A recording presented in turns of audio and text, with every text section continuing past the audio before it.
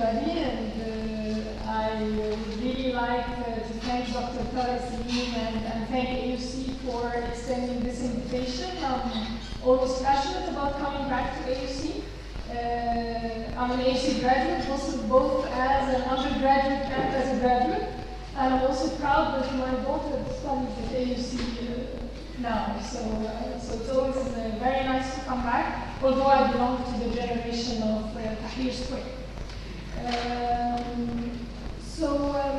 I just wanted to share with you a few reflections on the paradox of economic development and social inclusion. And I think some fundamental questions here are the poor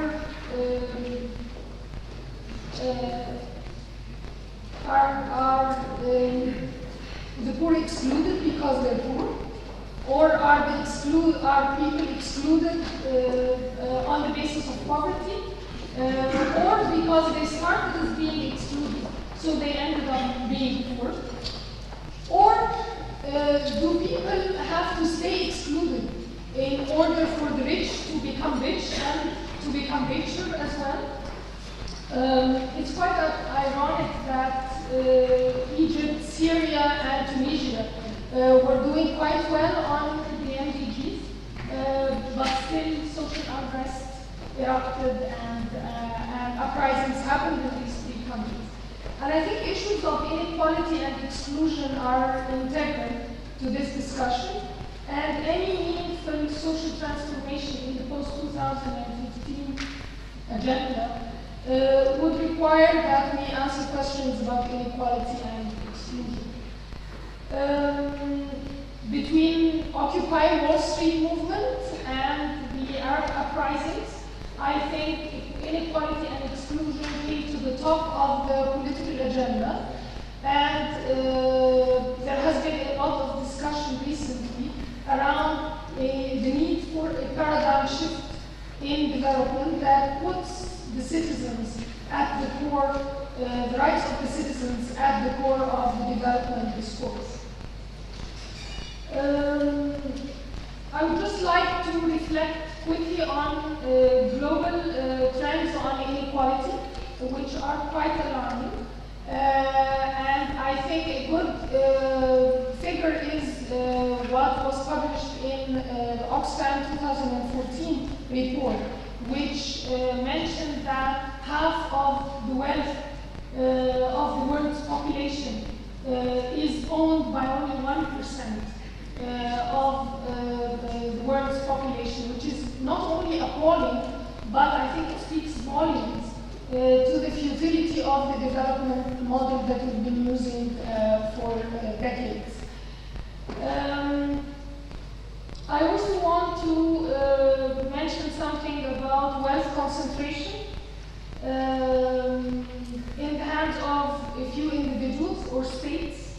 It not only excludes hundreds of millions of people from realizing their economic and social rights, but also excludes them on the political level and from political representation. And there is a lot of discussion now on wealth capture that is also associated with political capture and exclusion from political representation, which leads to the fact that government decisions and policy making continues to be skewed towards the wealthy and the affluent societies. Just moving to the MENA region, I just find it very hard to talk about peace and security when millions of people continue to be excluded on the grounds of gender, age, religion, ethnicity. And I think if we are serious about moving to the SDGs, post-2015 with a paradigm shift, we need to be clear on who is excluded in this region. And as we reflect on that, it's definitely the women. We know that women are, women's political representation and economic representation is the worst in this region. We speak of youth who are proportionately disproportionately affected by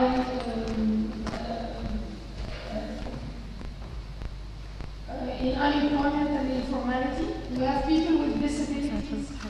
We have residents of rural areas and slum dwellers. This is more meaningful عشان عليها كل الأسامي. Informal workers who continue to be denied access to social protection. We are in a region that social protection is closely linked to formal labor, so everybody in the informal labor sector is outside social protection.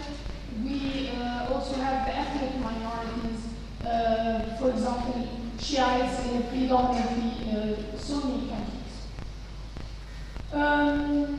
I would like to spend my last few minutes on why are people excluded in this region and what are the key drivers of exclusion in the region. And I will focus here on three primary drivers of exclusion. Discriminatory cultural norms, institutions, legal and policy frameworks. And here I would like to give the example of the decision to exclude highly distinguished university faculty of law, university graduates from pursuing a career in public persecution because of the low education standards of their parents.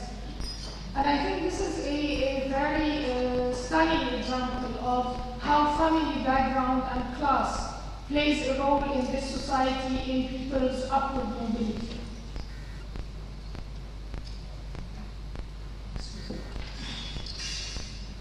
Another example is the decision of the State Council to decline women as judges, although this is an unconstitutional decision. So that's also a very clear example of discriminatory institutions in our region and in our countries. Another key driver, I would say, is the absence of accountability mechanisms and citizen engagement. And I think there was a good discussion this morning with Dr. Owen on citizen engagement, and I can see that throughout the region, we can see a closing space for civil society and for citizen participation and citizen engagement. The third driver is the lack of redistribution policies and measures to reduce and mitigate income inequalities. And I would just like to refer here to a comparative case study that was done in 6 Arab countries on tax systems. And the study clearly reflects that most of tax systems in this region are regressive taxes as opposed to progressive taxes. And our region scores fairly low when it comes to open budget index, which are all issues related to redistribution policies and reduction of income inequalities. How can we move forward post-2015? I definitely think it cannot be business as usual, and we've been hearing this morning. I think it's worth exploring some other regional experiences like the Latin American experience, which between 2000 and 2010 managed to do quite well in reducing income inequalities, although most recent literature suggests that there is some stagnation over the past few years. So I think it's worth exploring this and finding why did it work for the first 10 years and why has it stagnated.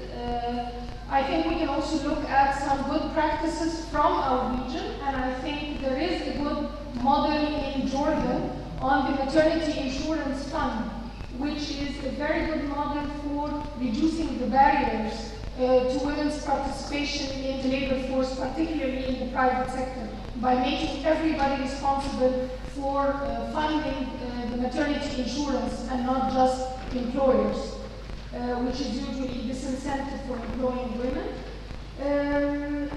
I would just like to say here that if we are truly committed to leaving no one behind in post-2015, we need to be shifting to a rights-based approach to development, an approach that stresses principles of equality, non-discrimination, participation, and accountability. How would this translate into policies? What kinds of policies would we be, policy choices would we be looking at under this new development paradigm? I would say an enabling environment for civil society and engaged citizens to ensure citizens' voice, anti-discrimination legal and policy frameworks and practices, broader and more comprehensive human security agenda that goes beyond narrow definition of security. And I think Dr. Gadaway mentioned this today, is the chicken or the egg? Should we wait for political stability and start to work on inclusion, or vice versa?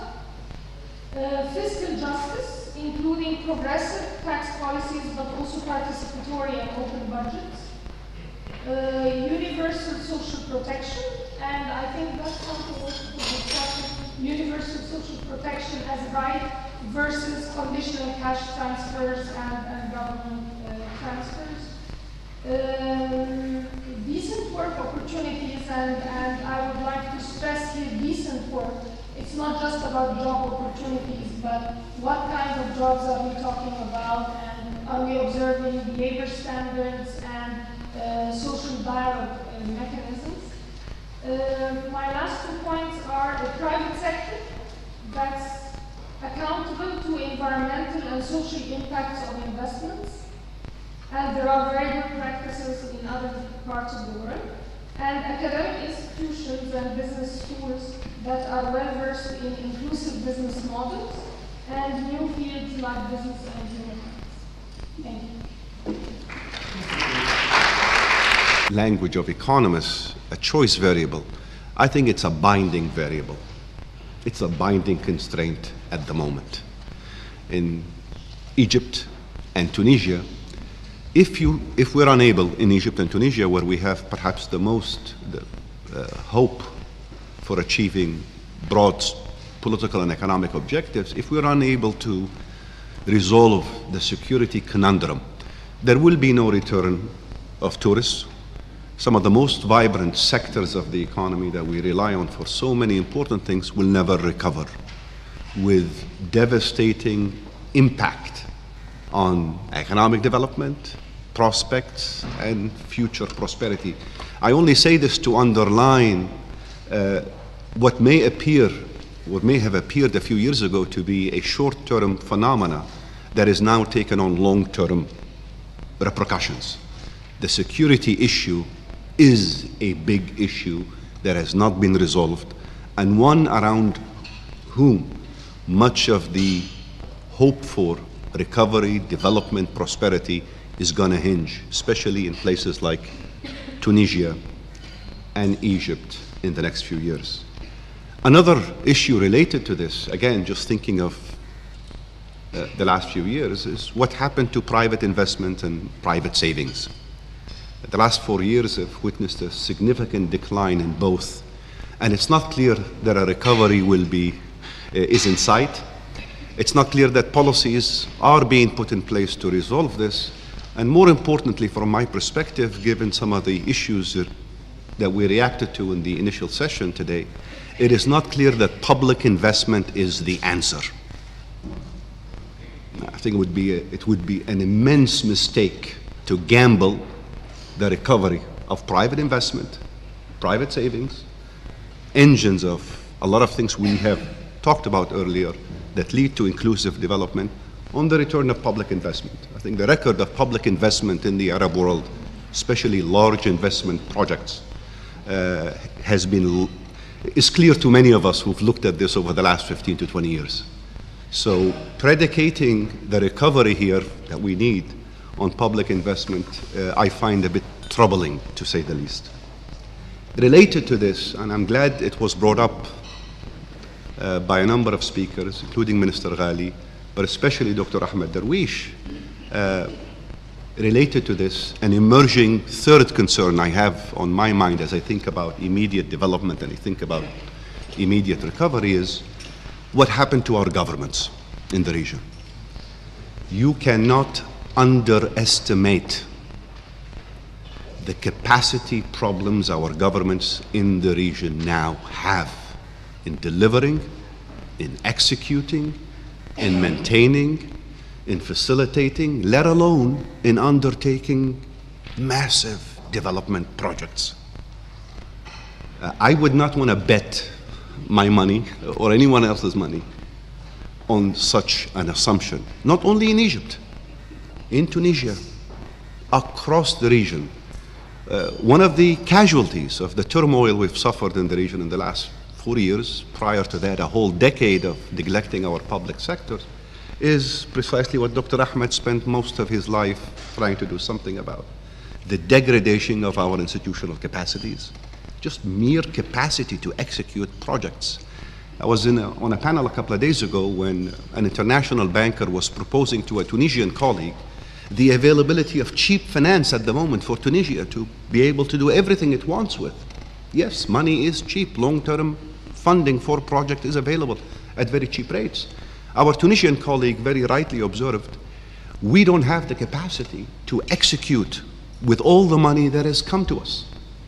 And we were supposedly one of the best countries at executing projects, manageable small country with a relatively efficient bureaucracy. What used to take 5 years now takes 10, and what used to take 2 years now takes 5. So 3 issues as we think about immediate short-term inclusive development, recovery, to put the house in order so that we can get on to the larger questions that Ghada has raised on social inclusion. Hiba has spent most of her life and dedicated her intellect to.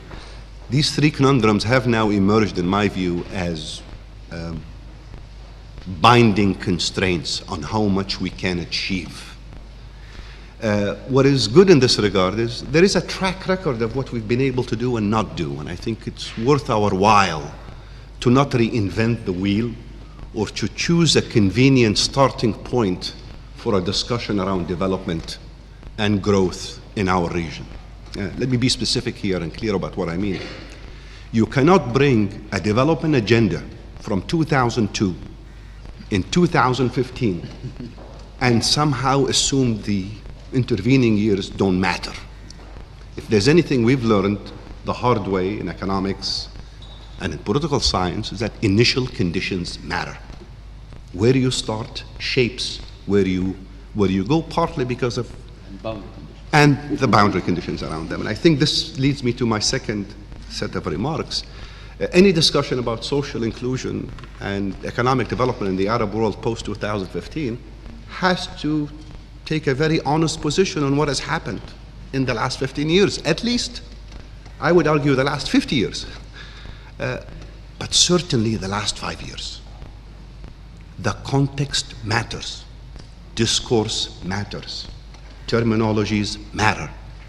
5 years ago, on this very great campus, we were discussing inclusive development in the context of good governance, participatory politics, bottom-up economic development.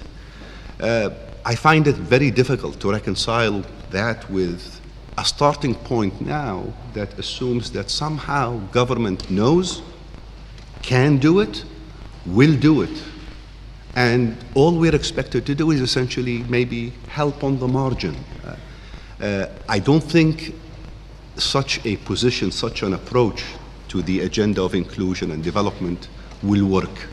I think it can be very counterproductive, and my biggest fear, it might set us back yet another 10 years, where we, again, this is where I agree with Mahmoud El-Gamal, find ourselves discussing the same issues, raising the same concerns, and coming maybe out with the same sets of conclusions. So I think we need a very candid, Dr. Ahmed, a very candid, honest discussion about what we're trying to achieve here. Given the current context, given the initial conditions, I say this with a lot of humility and modesty, and I think Dr. Hiba heard me say this to her recently when we met at an airport. By coincidence, I said, in the 20 years that I've been looking at the Arab world, thinking and writing about development, and in the last 150 years plus that I've been studying issues in the region, I have not felt this uncertain, this unsure, this concerned, and this worried about the Arab world as I do now. Dr. Ahmed, quite frankly, I don't know where we're going. We have neither a compass, nor a game plan, or even an honest discussion about what is it we're trying to achieve.